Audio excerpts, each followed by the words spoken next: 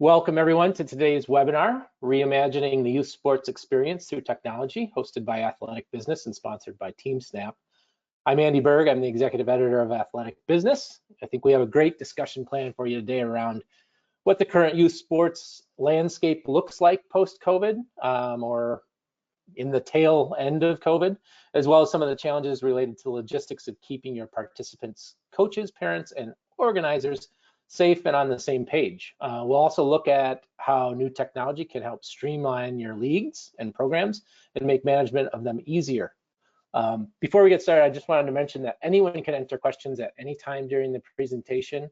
And please, even if it's something that we don't touch on in the conversation, if you have the question, we have the experts on hand. Do ask the question. We will collect all these and address as many of them as possible at the end of the session today. So to get started, I'm just going to have the panelists introduce themselves. We have Mark.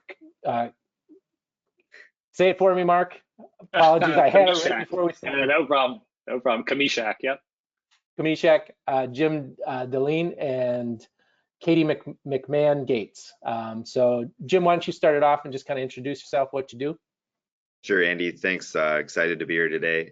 Jim Darlene, I'm Director of Product Marketing and Strategy at TeamSnap and work a lot with our customers and our internal teams in order to take the products and services we put together and help bring them to market so that they are widely used by all of our customers. Great. And Katie? Hi, I'm Katie McMahon Gates. Been married for 4 years. I got to throw in that last name. I'm the executive director and owner at Pride Girls Lacrosse. We're one of the largest and most competitive clubs in the country, and we operate out of Northern Virginia. So excited to be here. Great, thanks for joining us. Mark? Hey Andy, thanks for having me here. So I'm the Senior Director of Product at TeamSnap for our B2B products, or our sports org products, and then also our coach experience. I am a father to three young boys who are involved in youth sports. I also, sit on the board of our town's recreational programs, and I'm also a coach of my son's team. So I'm living it. All the stuff that we're working on, I'm living it on the other side. So I'm excited to be here and excited to talk about this stuff here. Wonderful. Well, welcome to all of you. So I think the place to start might be with Katie. As a coach and organizer, you're kind of in the thick of it right now. What's it been like for you as the executive director of a league, as well as a head coach, sort of dealing with the logistics after what, have definitely been a chaotic couple of years?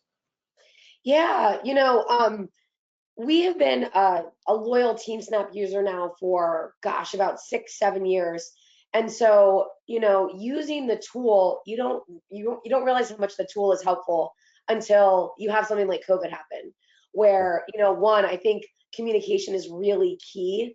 One of the things that we had to be doing on a regular basis was communicating with our constituents, with our customers, with our players, with our families, because things were changing on a dime so quickly in the external environment that we were trying to communicate our policies and what we were going to be doing, trying to do that very quickly. And so I love that I will be on the field, and if players aren't, looking at it now as well, but, just communicating around attendance.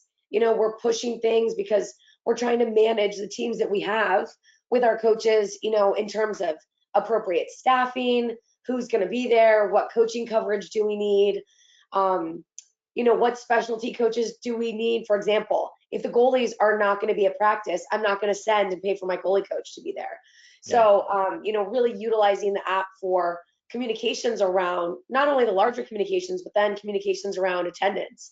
And that really played into, looking at during, it feels like we're a little bit out of COVID times, but still, we're tracking and managing cases. So, we're making sure that we do attendance every day, and we're doing it on the field. So we're checking attendance, making sure kids are all there. If they're not there, I'm, shooting off a text message to the parent, hey, where's your kid? Right? Because if I'm there, the kid's got to be there. So that has been really helpful to us. And like I'm looking outside and it's starting to rain. The weather's a little crazy. Am I going to cancel practice tonight? If I do, I send an email, I send an alert. So we have definitely, the platform has been great for us from a communication standpoint. So, Sure. and just So it really out their families. kind of centralizes everything for you as an organizer. You can get it all done in one spot from your phone. It does, yeah. I mean, I just had a call yesterday. I think we all probably live and die by our calendars. Whether you've got kids or multiple activities. And yesterday I had a call with one of my parents, and it's scheduled on the calendar. And then I go in and go into TeamSnap, hit the player, call the mom. I've got everything there. I mean, we had a girl break her collarbone a couple months ago, and I could just easily get in, call her mom. We've got all the information in there. So it really is something that we use very frequently. Sure, sure. In terms of the parents and just, kind of coaching them throughout the past couple of years and now into sort of where things are starting to loosen up a little bit. Have you felt that they have needed a little more constant communication and hand holding along the way?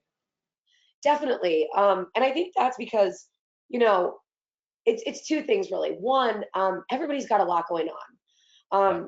I joke, I'm a new parent. I have a 1-year-old at home, and I showed up for her first day of daycare and I had nothing that I needed. I didn't have diapers. I didn't have the forms filled out. And they said, well, we sent you an email. And I was like, so this is what this feels like. Right? You are sending communications that people aren't necessarily reading, right? So it's got to be in a central location. It has to come from one place. So I understand that people have a lot going on. So the second thing is that people react differently to things, and I think the app gives you a lot of functionality. There are some teams who, when you're doing the schedule, you notify them for every practice or every game change. But there are some where you can pull those notifications back and then send an email through TeamSnap. So I like that flexibility because every team is a little bit different. So it does give you the opportunity to sort of flex and provide what specific families need. Again, the other great thing is, I've done this several times. Sometimes if parents have to travel to a different location, maybe because it was rained out and now we're not on grass, we're on turf. I had a player who made practice, but I knew it was tough for the mom. Again, went into my app, went to the parents' contact info, shot him an email through TeamSnap, and just said, hey, it was great to see Lucy there. She did a great job. So it's things like that it's the little things that I think go a long way because it shows your attention to detail. But I could not do that without TeamSnap. I could not go into my email and search the email. I've got too many of the same last names. So Yeah. It's been super helpful. I think, Katie, I don't know if you recognize this, but one thing that I've seen, so if you go back kind of like pre-COVID, things kind of just like were, you would schedule things and they would just operate as normal. And you alluded to like kind of the weather changes, right? Those are kind of standard operating procedure, right? But like when you got into the COVID times, there's this like heightened level of like uncertainty, right? And so that like almost forced this like explosion of communication. Is this thing happening now? What are the restrictions? Like what where do we need to be? Where are we meeting? All those types of things. And that's kind of what I saw is that it went from being like, okay, we know we have practice, it's only going to get canceled if the coach, says it's going to get canceled, to, hey, you have to make sure you're doing X, Y, and Z before you can be here, and here are the restrictions around this facility or something like that. Right. Yeah, absolutely. And we saw that a lot during COVID because a lot of people were, one, sort of checking in. We're sending reminders, and again, we're not doing it as much, but it was a lot of high touch communication around. Make sure you do your health check waiver in TeamSnap. Make sure you're wearing your mask, sanitizer. And I remember we were watching, the news because it was changing so quickly, right? It was this county's changed. The governor was making a comment. The facilities are doing something different. So that was absolutely challenging for our families. But now, because we had all that communication, people are looking for more communication.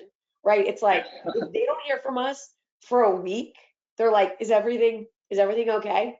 Like, just want to check in, right? So we try to do sort of this aggregated housekeeping email where we just put everything in one place.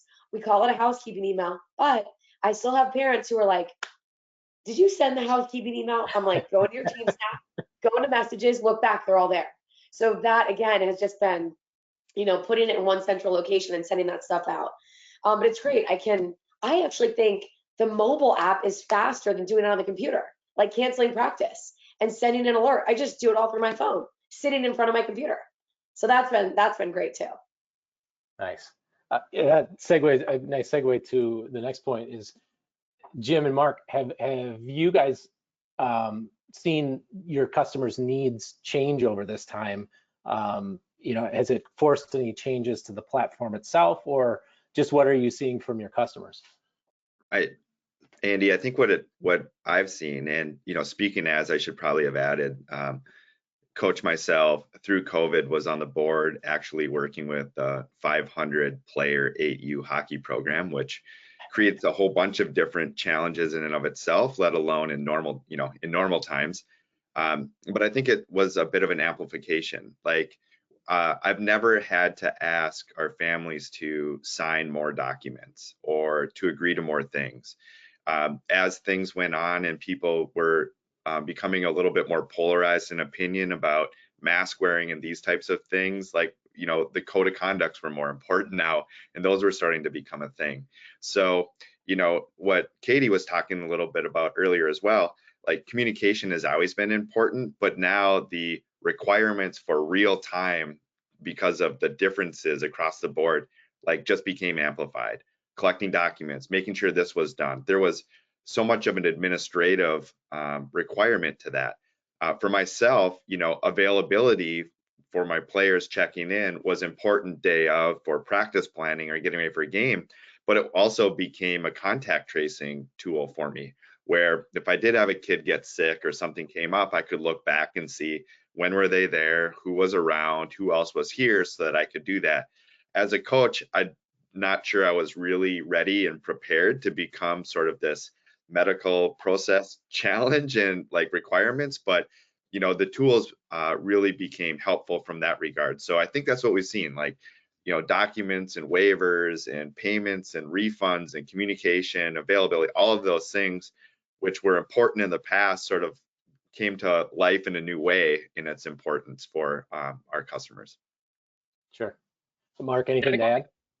Yeah, I mean, on thinking from two different sides, on the sports organization side, I think what I've seen from that group of customers that I work with and that audience, and just being on the board myself, is kind of this need to adapt. There are new programming that needs to be released to kind of meet customers where they are, right? It's not just the traditional program that we've been running like year in, year out. Like we're creating new opportunities for people to participate. And I think that's been driven by like this sense of like, FOMO, I think, is like there's been this pent up demand to participate and be involved in things, and I haven't had that opportunity. And now people are like, how can I be involved, in this organization?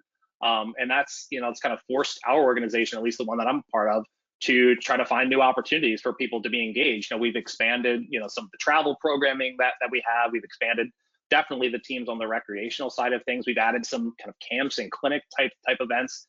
And that's been great to see, and being able to kind of build out some of these capabilities that allow these organizations to kind of expand, and like we're growing with those organizations as they find new opportunities to engage their community. That's been a super fun problem to solve. So that's what I've been seeing. Sure. In terms of the technology itself, it's a pretty robust digital platform. Is there a learning curve for parents? Katie, like what have you seen in terms of just showing people how it works, or and Jim, Mark, what do you guys do in terms of just helping your customers onboard their players and coaches and parents? Yeah, I'll take that. So it's super intuitive. We definitely, when we start the season, we send something out. It's like, make sure you have TeamSnap, download it to your phone. Here's where all the messages are going to be. But really, I think the generation that has, a lot of youth right now, they know how to use this stuff. They know how to Yeah. use QR codes. I mean, and it's very intuitive. It doesn't, things don't hide in places. You know, you learn very quickly that an alert, you got to send it, you know, you can send an alert immediately. So it really is what you need, right? Like the chat function or an email or an alert. So again, it gives you that flexibility to have whatever communication you need. I mean, don't get me wrong, we definitely have parents who abuse the chat. I'm like, that does not belong in the chat. Take that out. So parents definitely know how to use it and they like it. I mean, think about even just for carpools. You know, they're just Yeah. emailing people who can help with carpool. So it's been great. Nice. Andy, one thing I would add that I've noticed, and I'm not sure Katie, Mark, but COVID required people who maybe were a bit standoffish to technology, it required them to start to figure it out. Right. Like I can imagine, and I don't have any data on this, but like one of the things I've noticed is that parents or people are much more inclined and comfortable at jumping into technology that may be new to them because they were forced to learn how to do online grocery shopping. Digital payments became more important. Like the QR code like finally had Yeah. its day and to shine after what 10 years. We Yeah. used to talk about that, but there's through COVID, there's been this sort of re-engagement with technology and how it can impact our lives, and not just saying like, I'm going to pass that off to somebody else to deal with. I don't need to look at this. You needed to embrace that. And so when you combine that with what we believe to be really a focus on user experience and how that works, as well as an uplift in just adoption of technology, that I think more and more coaches, parents, and managers are seeing and utilizing so many of the capabilities to reconnect with others in their communities. I think that's spot on, Jim. Like as a product person, like I think, you know, I'm always battling that problem to kind of simplify, you know, for our customers and help them kind of find value or get to the things that get to, you know, complete the jobs that they're trying to get done, you know, without having them jumping, you know, through hoops. That that kind of like drive from COVID to help people kind of engage in new technology or leverage new applications has gotten them more familiar with design patterns and, you know, navigation patterns and all these types of things to help them be more familiar with the applications that we're building. One of the challenges, I think a good challenge that we have is that kind of familiarity now with some of these applications is that there's this kind of new demand for certain functions or capabilities, you know, that people are experiencing in all these different applications. That's kind of just grown from this adoption and this usage. It's become a challenge, but a great, you know, fun challenge to solve. I'm not complaining. It's just exciting for me as a product person and my teams to be out and try to go out and solve these problems for customers. Sure. Jim, I'm glad you brought up the payments piece. Katie, you must have a ton of registration fees, equipment fees, those kinds of things, tournament fees. Do you manage all of that through TeamSnap, or how do you deal with all of that? I do. Yeah, I send everything through TeamSnap. And that's anything from a registration fee to a uniform fee. I put it all in TeamSnap. It really is sort of our place of record for anything that we do financially. And that's really because, you know, I mean, it was probably like a couple months ago, I found a check like in a dresser, you know, that somebody had given me, right? You're on a field, you're worried about the kids. And he's like, oh, here's a check. And you put it in your pocket and you find it years later and you can't even cash it. So we do, everything goes through TeamSnap. I sit on the customer advisory board on TeamSnap to, you know, just provide additional feedback around, you know, what our pain points are. And they've been really opening to hear them because, you know, I think, you know, COVID really, if you had an issue, COVID exacerbated it, right? Forget health related. You know, if it was, you know, you're not getting along at home with your spouse or your, you know, your kids, or you got to manage their schedules. But financially, COVID was rough because, you know, we had let people skate on making payments on time, right? And all of a sudden, now if you haven't collected, there's a really good chance you're not going to collect during the COVID time. So we took, I mean, I know that there are other organizations because we've got a lot of friends in this business and in others that we sort of, you know, just talk on a regular basis.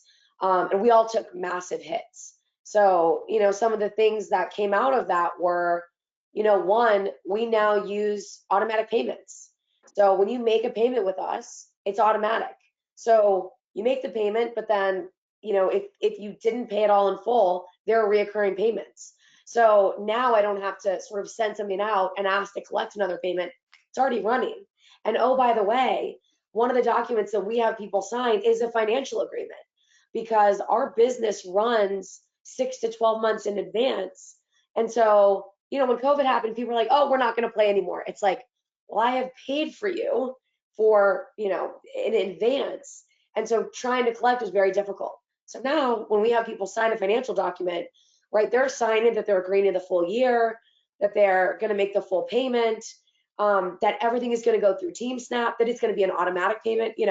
Our payments ran at the start of the year. I had a couple people come and we sent reminders who said, well, I didn't know this was going to automatically deduct. And it's like, well, this is the document that you acknowledge through TeamSnap. So that I think was a huge game changer for us financially. Sure. Jim and Mark, on your side, there's got to be some trepidation. There always is in terms of entering sensitive health information, financial information into these kinds of systems. What do you guys do to sort of protect that and make sure that your customers' information is safe? Yeah, I think that, going to a digital collection process is one of the most important things that can be done, not just from collecting data, but, to Katie's point a little bit, even in the payment side. I like to tell a story of joining a board, it must have been 6 or 7 years ago now when I first started, and we were still collecting those checks. Like, that story is not uncommon where you run across the check, right? That's money you're not bringing in. It's also sort of personal banking information that was somewhere that you didn't know where it was, right? And I feel a responsibility to the person who gave that to me to protect that when, they hand that over. So the recommendation I had when I joined the board was to move 100% digital. Like, there was just too much risk, not just in not collecting money, but having that data potentially being around somewhere, that information, right? And we didn't want to do that, not just for a liability purpose, but just didn't feel right? We're in a community and I don't want to take that and have that be a thing. So, a recommendation, obviously we'd love and compete in that space as a platform, but, a recommendation would be to, just look at those potential impacts and risks and figure out a way to get away from cash being passed or, papers being handed out and signed. And also question, like, what are you collecting? Right? Like, do you really need it? And I've seen some, registration forms where I'm like, this is not required, like that I've even filled out for my own kids, where it's like, why are you asking me this? There's nothing that you need this for, right? A waiver is one thing, but all of my medical information is a complete other thing, right? Like, I don't think you need that, right? And so we should all be asking ourselves, like, am I collecting what I need to do to run these programs? And if it's something else that I need, is this the right, way to do it? Because at the end of the day, if a kid gets hurt on the field, you're bringing them to a hospital and you can work out the stuff later. I don't need to present them. They're going to care for the child when they go into it. Do I need to have a coach printing these out and carrying it to the field where they may leave it behind? I'm not sure you do, right? So these are all ways, and part of this is policy, part of it is the systems themselves and being able to how that's managed. But always ask yourself questions and err on the side of maybe I don't need it, but what am I doing to make sure nothing's left behind? Sure. Yeah, I think one of the opportunities that we have seen, or some of the problems that we've noticed, in this space is around permissioning, right? So you're collecting this sensitive information or this payment information, and then you have, applications or organizations that are giving anyone and everybody, the master level access to all the information that exists within the system. That's kind of, that's dangerous, right? Like, you have somebody who's running, a baseball program and somebody who's running your softball program or lacrosse program within your organization. Like, there's no need for them to have crossover and access to that information for those people that are participating there. So that was a really exciting and interesting opportunity that we saw a problem to solve there. And we actually went to this kind of multi-program system where you can actually have these different programs running concurrently within your organization, and you can provide different levels of access to each one of those programs. And so now you can actually have baseball and softball and lacrosse all running kind of under one umbrella, but they only have access to the information and the data that's respective to, to that program, to the baseball program. So now baseball and softball can work alongside each other, but they're not crossing over and not seeing each other's information that they're collecting. And then also inside of those programs, you can give various levels of access, right? Somebody might only need to manage the participants in order to put them on rosters and things like that, but somebody also might need the elevated access to see the financial information of money that they're collecting. So I think permissioning is a huge, I think that's really important to make sure that you're giving the right people the right access to the right data at the right time. Sure. And that leads right into my next question, which is just kind of around parents that are managing multiple kids and multiple sports, traveling tournaments. It sounds like that's one way of kind of allowing them to do that without getting things mixed up. Like, am I going to Kansas City for softball or for his soccer or for her, and Katie, maybe you see that a little bit of that with some of your players and parents. Yeah. So the only thing I really know, because, we're doing lacrosse, I'll let Jim and Mark speak more to it, is, it does, when we send things out, it shows you specifically where it's coming from. So even on the calendars, like I have all our teams on because I go to a lot of the different practices. So it shows you specifically for what team it is. And in TeamSnap, when you log in, it will show you if it's, lacrosse, if it's softball. So if you see multiple kids, you're just toggling between sort of like whatever team that you're looking at. So that has been super helpful to the parents. But when I look at it from my side, is just getting all the information in one place for all my teams. So even, when I look at, and it's all on it syncs with my, my calendar here on my iPhone, but then just when I look at it from a larger perspective on the screen from the schedule, it shows me everything. So that's been helpful. Sure. Yeah, Andy, we talk a lot about there's not, as a person, not to get too theoretical here, but you don't have your personal life, your work life, your sports life. You don't do that. You're the one person, and I've got my day, and I've got so many hours, and it just sort of goes, maybe I'm doing some work now, and then I got to run to a practice, I come back to work, and then I had to hit an eye appointment, and I'm back to work, and then it's all sort of one calendar. And so, that's an important concept that we work on, is that you might have multiple kids and you've got a shared sports schedule, but make it super simple for me to put it into my calendar on my laptop that's coinciding with what I've organized with my spouse. I've got my own day, I've got my daughter, my son, and it's sort of one view of what I'm doing. So for us, we want to make that as seamless as possible for the tools that our customers are using to manage just their day.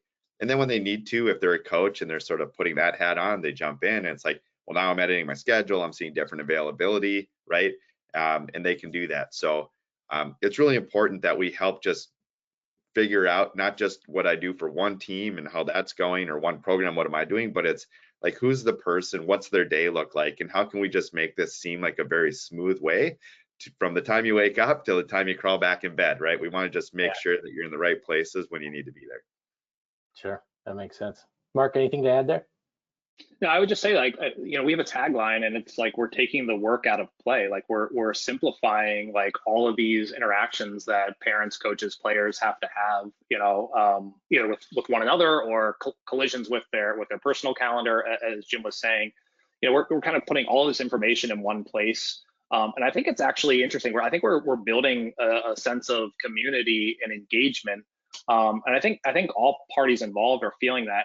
If you kind of go back in the olden days, you used to kind of show up for a practice or game, and kind of the only interaction that you had with other members of your team were kind of on those game days, and that was it. You went home and then you came back for practice or the game, and that's when you kind of had the interaction. Now we have this kind of constant communication and coordination going on throughout the week. I know at least on my teams, there's constant chatter, or hey, we're bringing the snacks, can somebody else bring the drinks, those types of things. And it just ultimately this adds to a richer experience for the kids that are on the field, right? This coordination, this sense of team and community.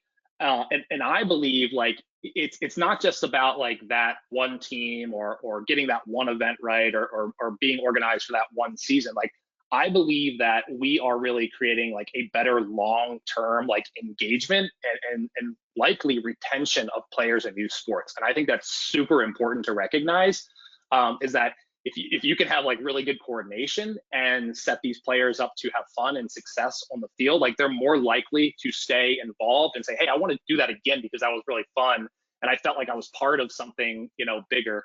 And so that's kind of what gets me energized here about the stuff that we're working on. Yeah, and I'm gonna piggyback off just quickly on that. That is so important. And I think again, you know, COVID exacerbated that because people enjoyed being with their teams and they didn't have it at all. And they craved it so much, and it was very difficult to get it via Zoom. So now that players are back on the field, they want, you know, team activities. They want to do things outside. And so, you know I joke about the chat in TeamSnap. The parents love the chat because it allows them to stay connected. You know, I was at a game coaching and we were winning and we were doing great. And my phone kept like, zzz, zzz. I'm like, what is, and it was a team chat. And it was parents giving a play-by-play of the entire game and the score. And it was great. So, you know, the coach, because I was covering for another coach, you know, called me right after and said, great game. I'm like, we were literally walking off the field. How do you know that? He's like, oh, the team chat. I was like, okay. So Nice. it's super important. Nice. I want to quick mention to the audience that you feel free to enter a question at any point during the discussion. And I also want to mention that if you open the chat tab in the control panel, you'll see a link to another TeamSnap webinar that's coming up. So you can click on that. So to further the discussion, I have friends who are now watching their kids play soccer games via live stream on Facebook and other platforms. That's just one new development in terms of technology and youth sports. Are there others? And, you know, Jim and Mark, kind of how are you guys looking to integrate or at least include some of these kinds of things in your platform? Yeah, I think video is great. I'm doing this right now for all of my kids' games. Not really for the streaming aspect of it, but it's more for kind of just the on-demand access to either watch later or, you know, they like to come home and share it with, you know, their grandparents or something like that if they had a cool play or something. But there's also like, you know, opportunities to kind of look at something and say, you know, hey, this might be a learning opportunity for you and kind of discuss it with them. So that's kind of the way that I'm using that. I think there's also like this opportunity to focus on like the coaching aspects that happen like throughout the week, like before you even get to that like first game, before that even happens. Like, you know, a youth coach has like this huge responsibility, I believe, and like an impact on these kids, right? So equipping like those coaches with the tools that they need to make practice or like non-game events fun and engaging, and helping players like reach their potential, whether it's like, you know, helping them get prepared for practice. You know, I know I'll sit here and like 10 minutes before I'm supposed to run out the door, I'm jotting down my practice schedule, right? Like helping them be more organized and more prepared and creating that better experience that I talked about before. I think that's a huge opportunity, you know, and it goes towards the retention of players, right? Making sure that we're organized and we have that better experience for players on the field. So I see some opportunities like that coming in the future. Yeah, I think video is really interesting, and it has been for some time, right? Watching, streaming, getting video of sports is nothing new. It's been going on for some time. But I think we're just starting to logistically get to a point where there's infrastructure to really be able to support it, and businesses like ours can look at seeing like what can we truly provide here. Internet's getting better. 5G is a thing, right? It's difficult to stream a game on a soccer field in kind of the middle of nowhere with 50 other fields and 2,500, you know, fans being around. Like those type of big events happen, and that caused a lot of complexity in the past for reliability and being able to see it. So, you know, new wireless systems, more installed technology, more vendors are kind of getting in that capture space, and you know, we'll see like what that looks like, but there's a lot of really cool and exciting things. I'll add this, what is also super popular is clips, right? So whether it's cool plays, great goals, a nice pass, or, you know, a win or a celebration, there's a lot of this these types of capabilities and interests from people being able to share that. So sounds like Katie's team loves to use TeamSnap Live and share scores and chat of what's happening, but there's all of this other experience about, you know, maybe Mark took a video and one of Katie's players scored a goal and now they're starting to share it. So like how through that community are we starting to see some of that video make its way? So a lot of really neat things, I think, in our space and the tools that we can provide, because there's been a lot of that catch up with not only people wanting to do it, but now they can actually do that and stream it, and it's not just a constant buffer or looks terrible. So a lot of exciting things, no doubt, will happen in our market, in our space for the next few years. Sure. Katie, are you doing any video of your games or?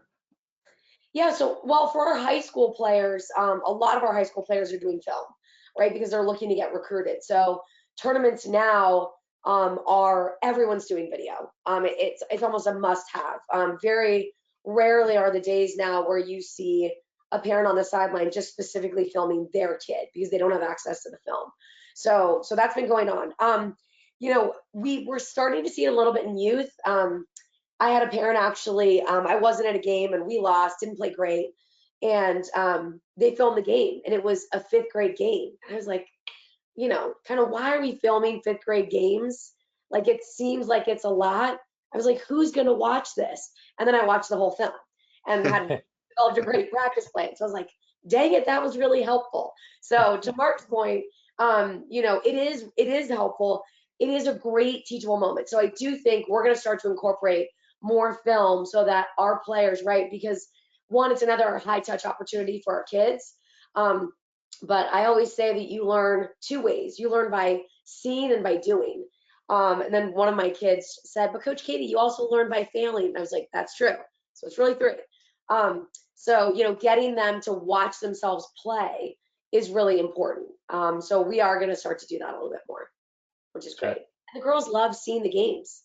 Yeah. You know, seeing themselves in action and celebrating each other. So it's a cute opportunity for them too. Nice. Katie, because we have you on hand, I thought I'd back up a little bit and kind of look at the big picture. For somebody who in the audience who maybe might be in the beginning stages of forming a youth sports league, coaching a team, what are maybe 2 or 3 best pieces of advice you would have for them? What kind of things they should be considering? Yeah. So one, you know, you're always welcome to reach out. I love networking and sort of talking about my experience in growing the club. A little background on the club. When I took it over, we were 8 teams and we were bad. We were not competitive at all.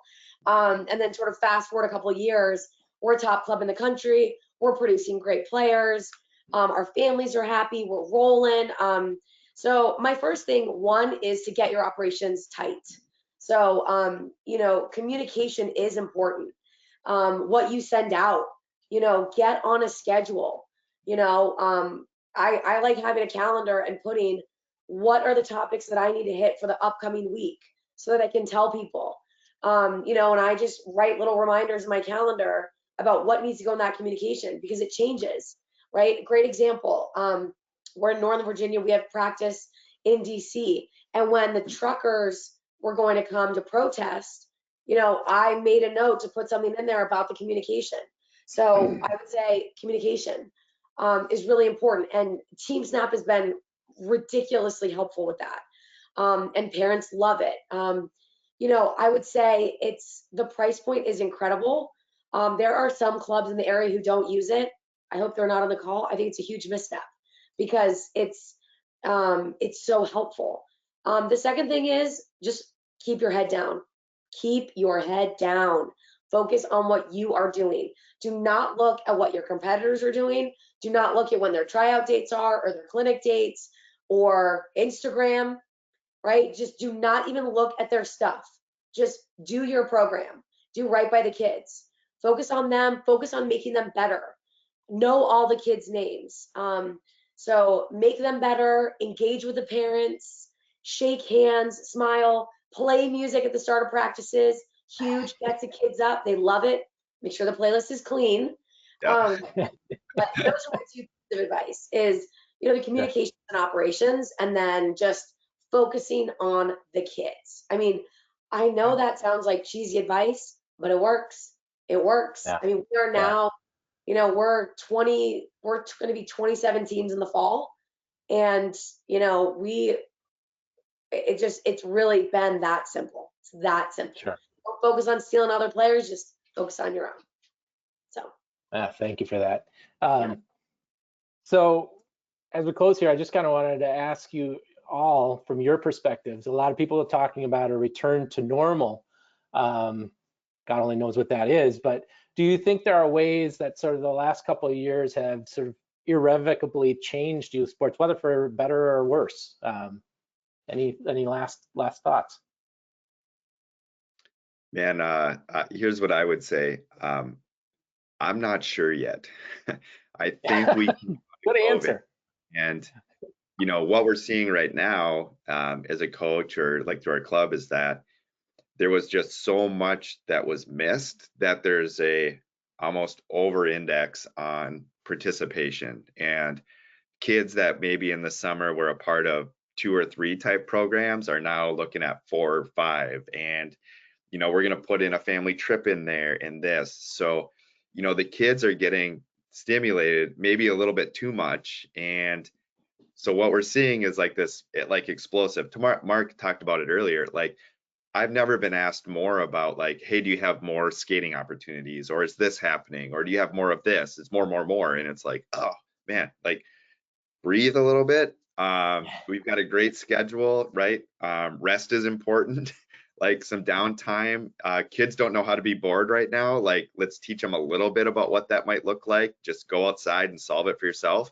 So, is that going to continue? I don't know that it's sustainable mentally for everybody to just completely be a part of everything, right? You've got to like segment it down a little bit. So I think that, assuming that sort of calms down a little bit as we get to normal, but we're in this phase where we missed out on a lot. Now we're way up and overscheduled, and hopefully that sort of balances out.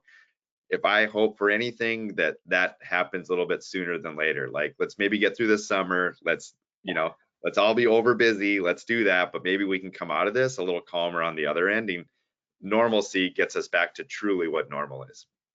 Fair. Mark, Katie, anything to add?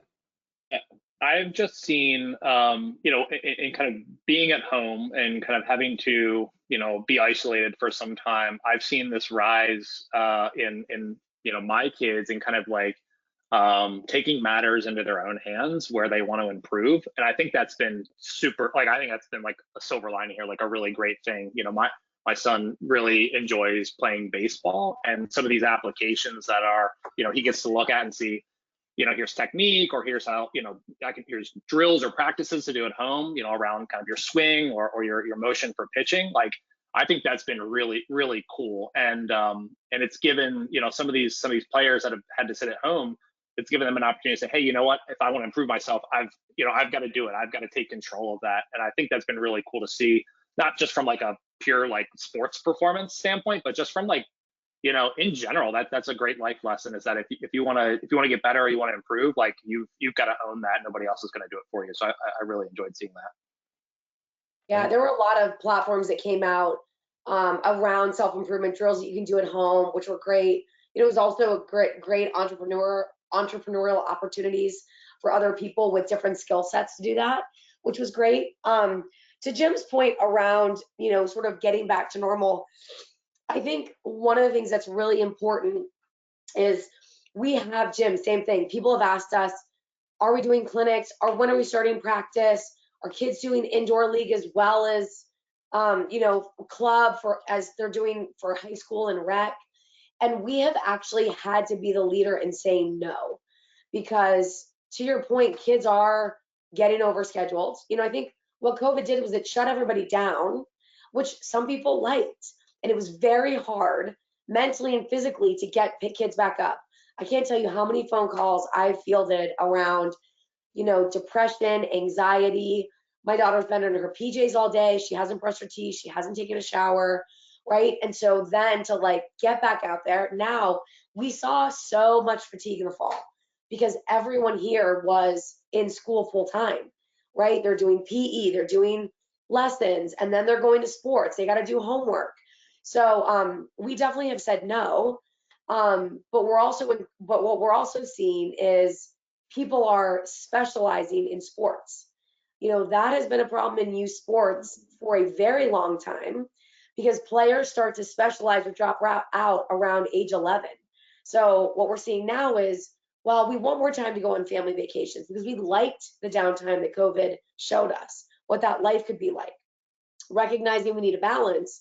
So I do think that, we have to work collectively as an organization, meaning youth sports, to not overschedule our kids, to be flexible.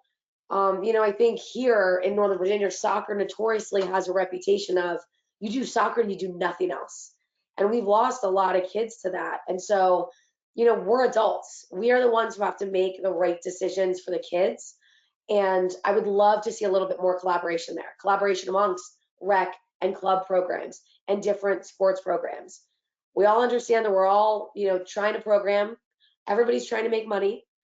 Okay, fine. But you got to put the kids first, always. So I'm hoping that we start to have those conversations a little bit more, because the reality is mental health is an issue. Overuse injuries are an issue. And we have got to start addressing that, because I think at some point that is going to be, if it's not already, the new pandemic, right? Or the next issue that we see, the health issue, is now sort of like that mental health crisis and the physical crisis that we're seeing amongst kids, unfortunately. Katie, that's so spot on. I mean, and I've even shared expectations with some of my families on teams that I'm on, that I don't want the player who's a 9, 10, 11-year-old boy or girl to have to start to make decisions about their faith, about their family, about their education, because they felt they missed out on maybe some other athletic programming, right? Like, all of these things contribute to the whole of the person, and they're all very important, right? And we're on a call right now talking about youth sports, and we understand its importance, but it's not the only thing. And I don't want to find myself where our players are sort of, giving up on, maybe some of their homework, or they're missing that, or not getting that sleep and recovery that they're now getting into physiological requirements for additional rest. They're bypassing, faith, and that's an important thing for them to get into it. Maybe canceling a family trip weekend because we scheduled a practice. Like, those are the all things that they need to recognize and understand. And we do have some responsibility to share with them that, look, I know what you're doing. I can see it in your players' eyes that they need a different outlet. They maybe need to spend some time with their friends, or away from the field, or their family. Like, go take a trip. It's really important that you do that. So I encourage them to embrace those things. And when I do talk with them about what's important development for the summer, we address all of them, that they can grow across all of those categories, because ultimately, if they give up on any of them, that's where some of the mental health challenges and just being tired come into play. Yeah, definitely. Sure. I think that's a great place to end it. It's definitely an issue that we're seeing a ton of in our daily coverage of youth sports. So a great conversation. I appreciate Mark, Jim, Katie, thank you so much for doing this. I also want to mention thank you to TeamSnap for sponsorship, and do check out the chat link, or the link in the chat that will take you to the next TeamSnap webinar. Until next time, thank you, everybody. Thank you. Take care.